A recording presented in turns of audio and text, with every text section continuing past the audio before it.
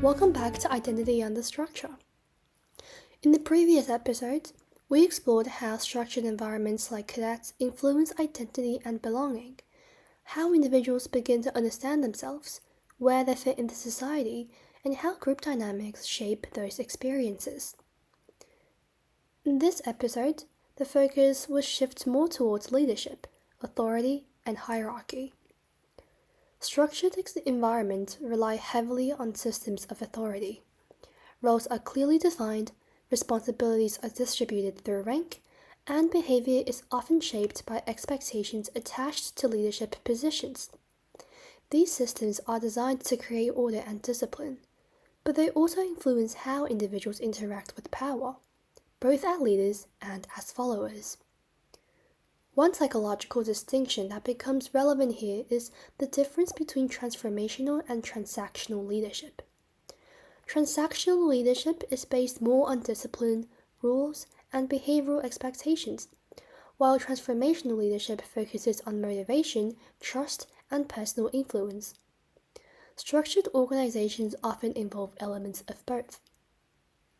Another important idea is authority and obedience. Research into authority suggests that people are more likely to comply in environments where authority is clearly structured and legitimized through symbols such as rank, hierarchy, and uniform. What makes environments like cadets particularly interesting is that leadership is not only about giving instructions, it is also about changing relationships, communication, and the way individuals see themselves and others within the hierarchy. So, the question guiding this episode is, does leadership within structured environments develop confidence and responsibility, or does hierarchy mainly shape how individuals respond to authority? To explore this, I'll be speaking with someone who has participated in cadets, focusing on their experiences with leadership, responsibility, and authority within the organization. Thanks for joining me. Today, I want to focus on leadership and authority. So, when you first joined cadets, how did you view people in leadership positions? Yeah, I think at first they seemed like very confident and disciplined, but I think that's because like the rank and the uniform, and there was like automatically a sense of authority around them. So, do you think part of that authority came from the actual person or more from the structure around them, like the rank and the uniform itself? I would probably say both, but like definitely the rank played a big role. Like even before you really know them well, you already saw them differently because they had like a position. So, in a way, the authority already exists before the person even speaks. Yeah, exactly. Because the structure already makes you see them as like somebody you would listen to. And once you started gaining more responsibility yourself, did that change how you saw leadership? Yeah, I would say so, definitely. Before that, leadership looked like more straightforward from the outside, but once I had like responsibilities for myself, I realized that there was more pressure than I expected, and you become much more aware of the people that are watching like what you're doing. That's interesting. What kind of pressure came with that? I think just pressure of like setting a good example, and you feel like you have to stay disciplined and like act responsible because there's like younger kids looking up to you. So, did becoming a leader change the way you interacted with others? Yeah, a little bit. I think there was naturally more distance sometimes, especially with younger cadets, because they saw you as somebody in authority rather than just another person. Did that ever feel strange, especially you were friends with people around you before?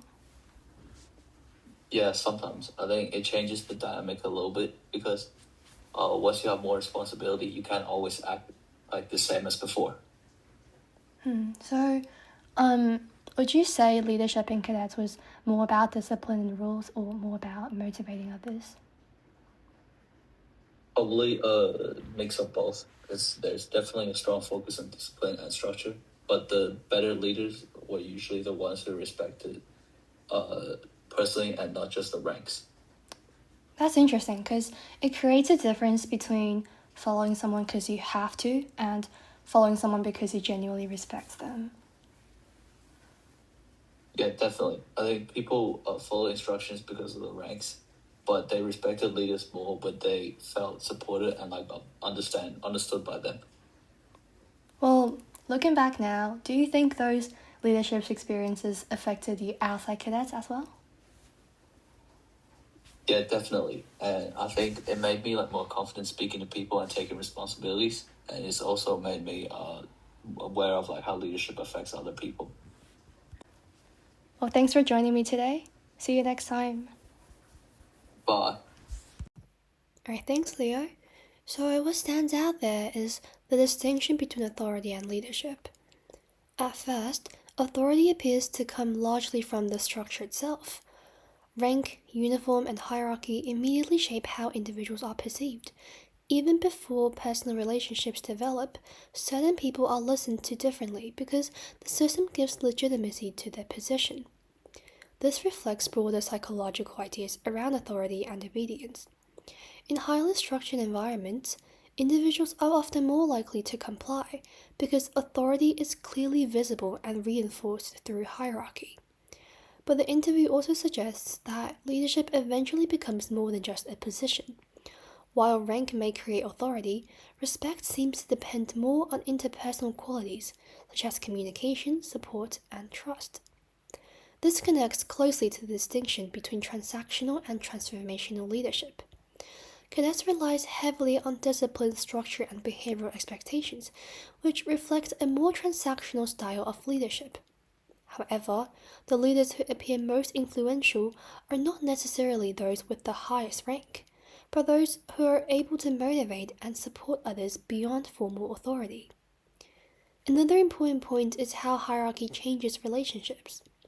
As responsibility increases, emotional distance can begin to emerge between leaders and those below them.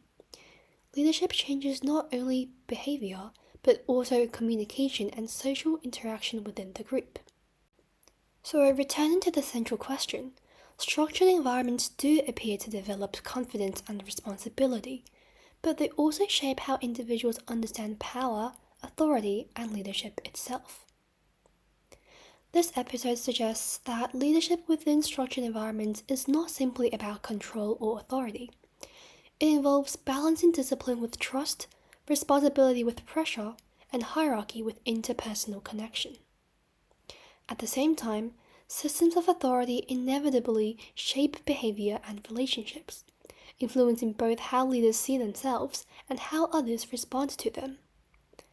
In the next episode, we'll move away from hierarchy itself and focus more closely on resilience, endurance, and personal growth, exploring how individuals respond psychologically to pressure, discomfort, and challenge within structured environments. Thank you for listening to Identity and the Structure. See you soon.